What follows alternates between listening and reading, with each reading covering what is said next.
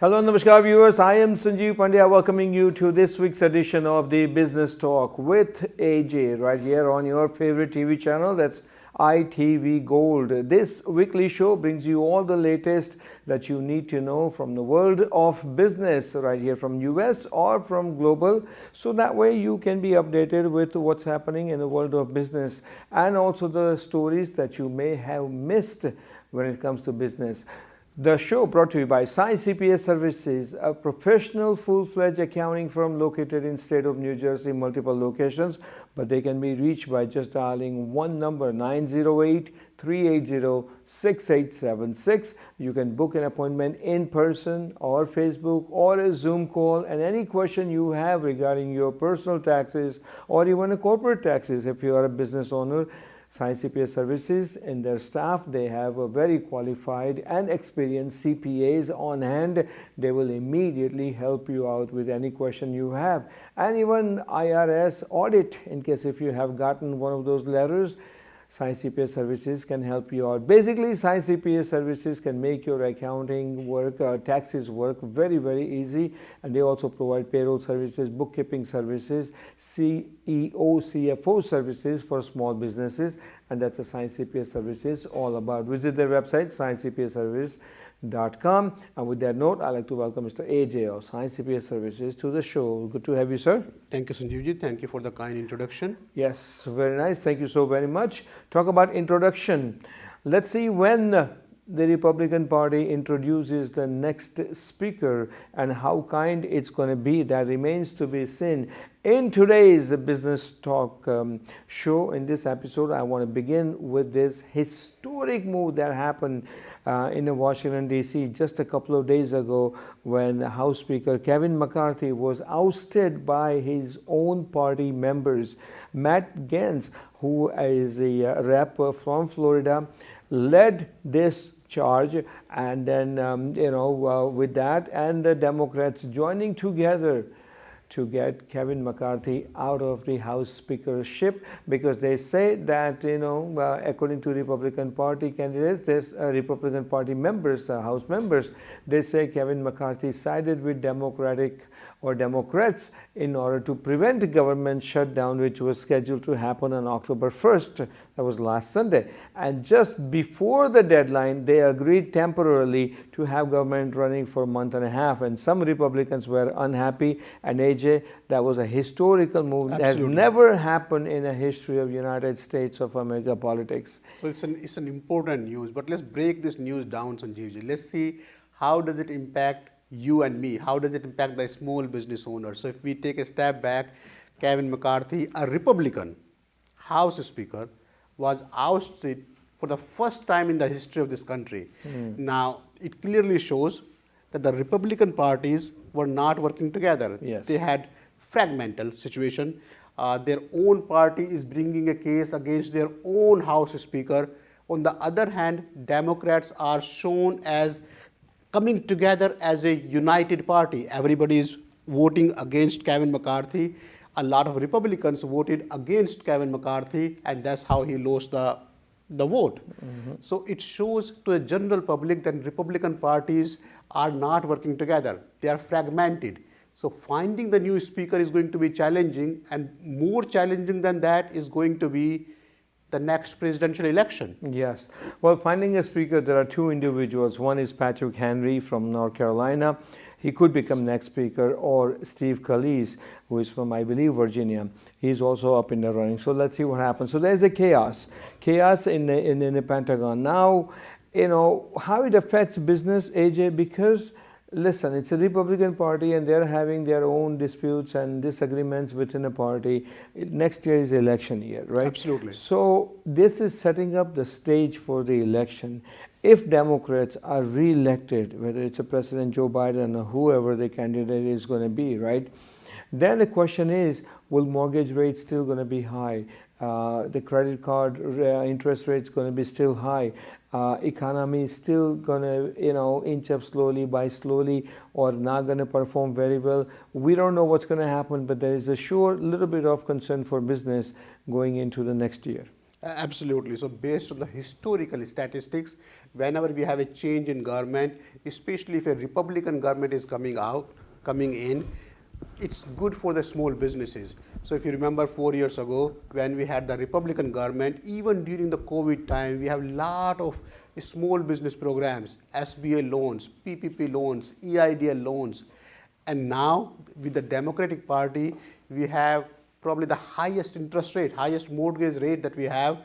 I'm not favoring any party, but whenever there's a change in party, it creates additional pressure on the new coming party, on the incoming party to perform better than the outgoing party. In this case, since the general population will see that the Republican Party is fragmented, not together, and it depends on how long it takes them to find the new speaker and how long it takes them to come together as a single front for the next year's election. Longer it takes the Republican Party, better it is for the Democratic Party. Democratic Party looks good in public eyes that they are working together. Okay, and I just want to add one more thing, that many Republicans are disagreeing to this situation where House Speaker McCarthy lost because of majority votes. So there are Republicans who are in favor, who are in against. Absolutely. But this is not a good sign. Anyway, let's move on. When I say this is not a good sign, but what you see on TV, you see signs everywhere. When the news story runs on a TV channel, they show the people who are striking, and they show them with the signs that we are on strike and we want this and we want that. I'm talking about United Auto Workers Union members strike, which affects Ford, General Motors, and the Chrysler's employees. And we're talking about thousands of employees here. 146,000. 146,000. Their initial demand was 40% raise over 4 years, and then 4 days work week, yep. Monday through Thursday. That's what their demand. But it's difficult for three automakers to agree, but Ford and GM, they have taken a baby step ahead. Absolutely. So Ford and GM apparently are negotiating and have agreed to 20% increase during the life cycle of the contract. The UAW has come down to 36% from 40%, and they are looking for leaving adjustment year over year, which was taken out in 2009, which Ford and GM both agreed to during the life of the contract, but still they are far away, 20% versus 36%, Sanjeevji. So it can take some more time before we see any agreement there with the UAW workers. All right, so that strike continues. Meantime, General Motors, they have secured $6 billion loan from the banking and financial institutions, where $4 billion is going to be used for one reason and $2 billion is going to be used for other reason. So at least that's a good sign, because according to one of the reports is that strike started on September 15th, and when the third quarter ended September 30th, GM showed $200 million loss. Well, and that's surprising. $200 million loss for GM in 2 weeks of the strike, and they're blaming this whole loss to the UAW strike. But that comes down to $100 million per week, Sanjeevji. Yes. And if the strike started on September 15th, then for the first few weeks, they should have had the inventory anyway. I mean, if you look at Ford, they are showing third quarter's result as 7.8% higher than prior year's third quarter. So Ford Q3 is showing positive results. So if the strike happens today, we don't run out of car in the showroom on the next day. It's a cycle. It takes few weeks. So having GM claiming $200 million of loss because of the strike, because of the UAW strike, is a huge number. All right, and $200 million, I don't think it only has to do with September. I think it's a 3 months, quarterly loss. Well, the fact remains that they're blaming this $200 million of loss on the strike, and the strike only started on September 15th. Exactly. All right, so let's see what happens. But Ford pickup sales, actually they lead third quarter growth. Absolutely. So different automakers and different scenarios, but all three automakers must come to agree on one thing, which is what to give their employees, whether it's a 20%, 30%, or 40%, whatever it is. So we'll see what happens. Meantime, when you are listening to these things and watching the show on the TV or whatever you're doing, obviously when you're hungry, you crave for really good tasty chicken. This is just to want to let you know from the business point of angle is that when it comes to chicken, of course, chicken filet chicken, Joby, whatever the name is, Chicken right? filet. Chicken filet is number one, and number two used to be KFC, Right. and number third used to be Popeye. But according to latest report, Popeye has taken over KFC, so they are at number two. Yep. So now we have Chick-fil-A, Popeye, and then KFC when it comes to the chicken sales. And remember, chicken sales is a very, very cost-conscious market. I mean, people eat what they eat every day, same amount, same food. So reaching to the second level, and Popeye used to have only chicken. Now they have the full menu. It's not just the chicken. And then they crossing KFC, which is a much older chain Yes. compared to Popeye.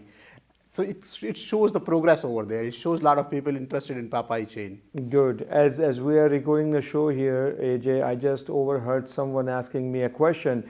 You talk about chicken, why not tacos? Yes, And the salads. Okay, so all right. So I've got a story for you as well. You like tacos and salads? Let's talk about Chipotle. Absolutely. A very, very well-known brand when it comes to Mexican food. They're going to try automation technology for the burritos and the salad because these That's are the tomorrow's very world. popular items, Absolutely, right? So they're going to absolutely. try automation system to have burrito bowls and salads made. So they will have a robot Yes. trying to fix the burrito bowl and their salad only for the digital order initially as a trial period.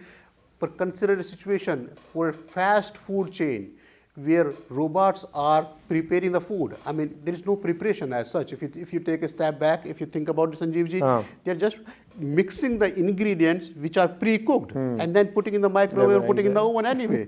And robots can do it. So that's the new era. That's tomorrow's news, that you will find a lot of these Taco Bell, Chipotle, a lot of these fast food chains will have robots serving the food.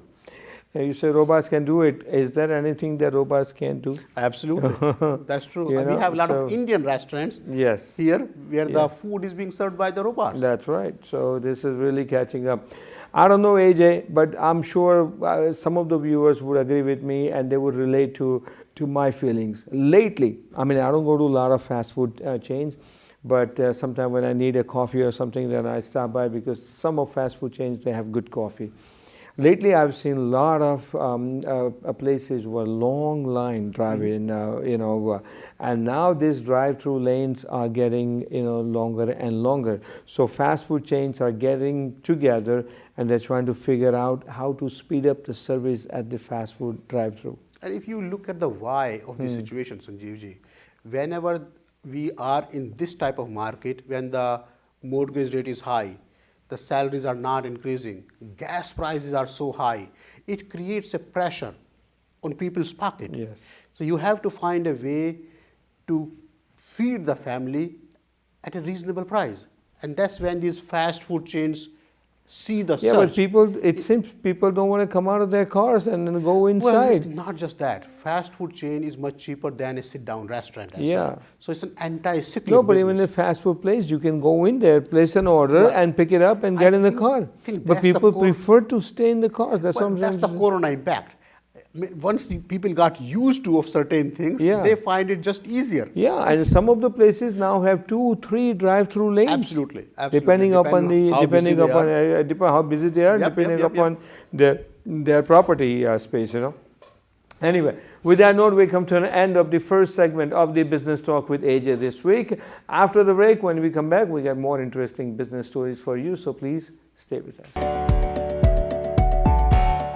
Welcome back to the second half of the Business Talk with AJ right here on ITV Gold, the show brought to you by Sai CPA Services. Once again, a full-fledged professional accounting firm to help you out with the taxes and accounting, or even what kind of business entity that you need to set up, how you can tackle IRS tax audit problem if you are a single person business owner, and if you need a virtual CEO or CFO, Sai CPA Services can provide you that and all the other services that you really need to run your business and to take care of your personal taxes as well. So personal taxes and professional taxes. Sai CPA Services has been always ahead of the time. They've been providing these services for such a long time, and that's why they happen to be very, very well known, one of the most reputable CPA firms in the state of New Jersey. But they can assist you no matter where you are in the United States of America. Visit their website, saicpaservices.com, or give them a call at 908-380-6876.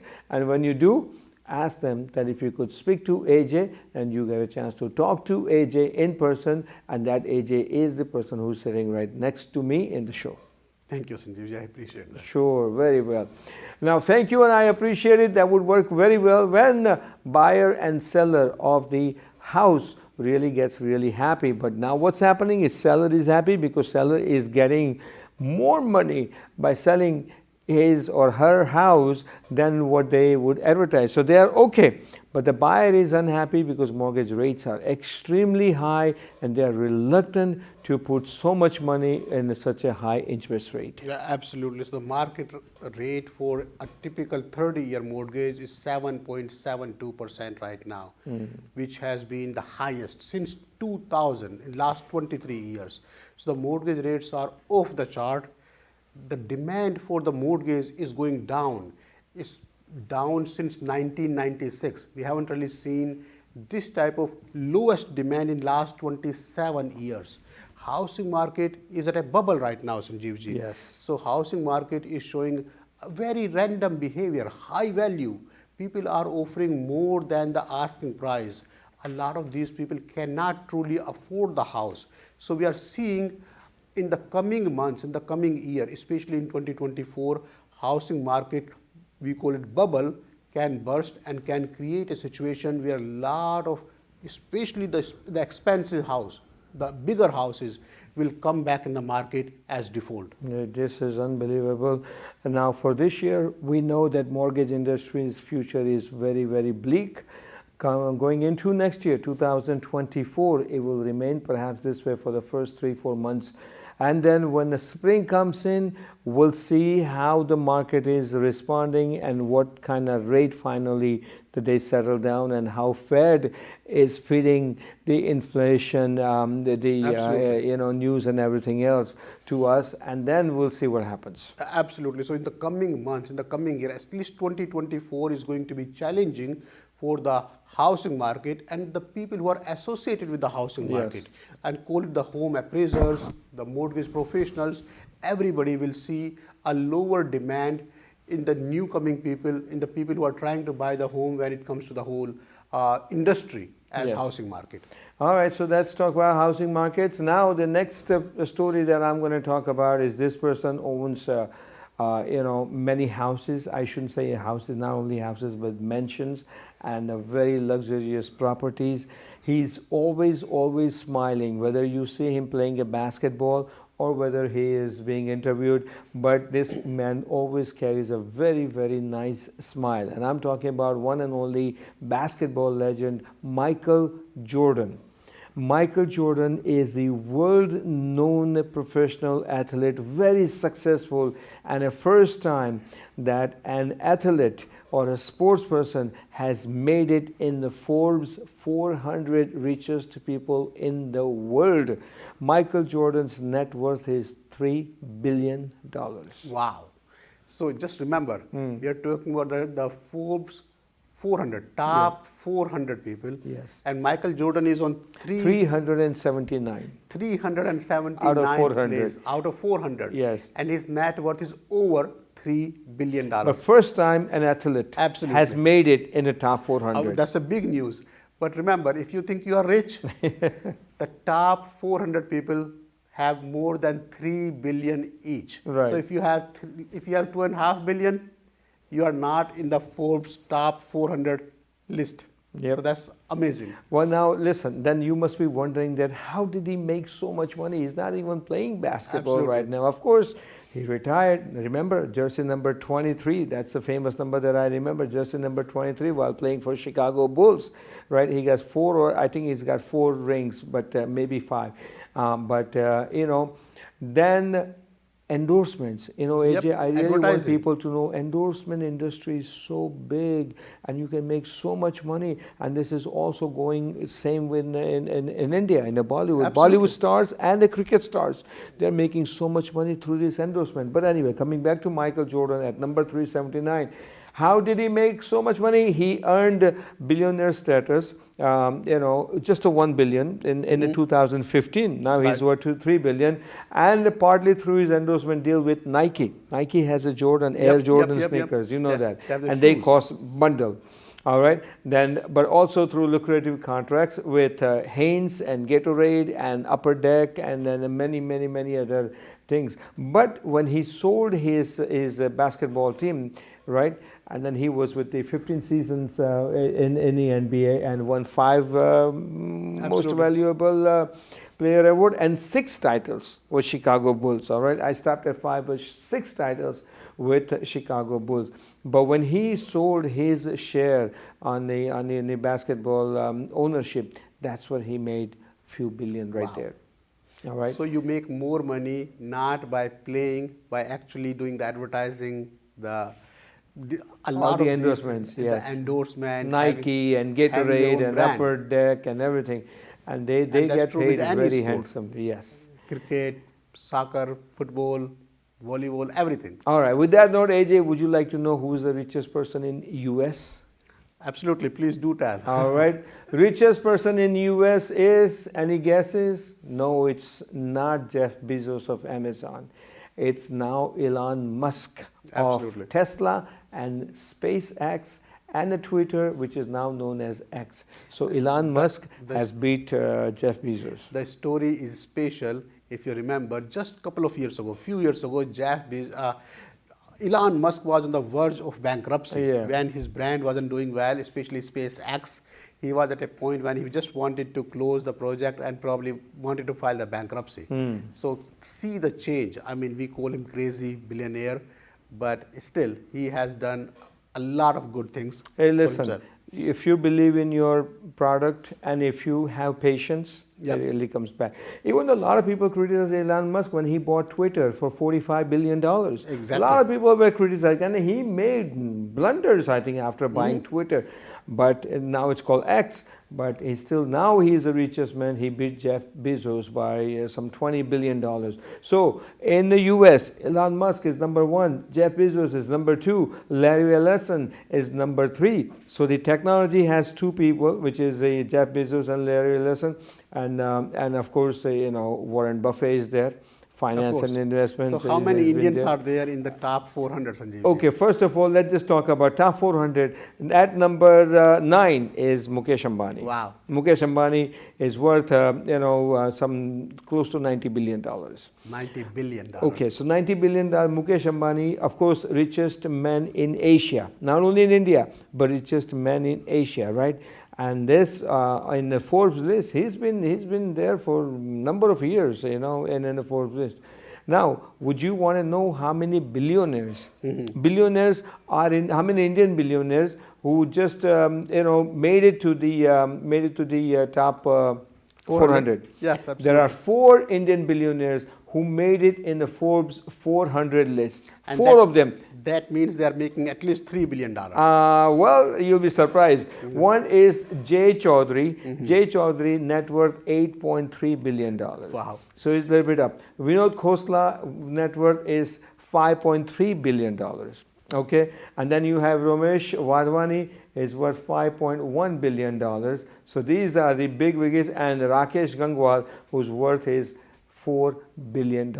These are the 4 billionaires made it to Forbes top 400. Yep. If you look at the list of billionaires, India has number 3. Yeah. So the most billionaires are in US and then in China.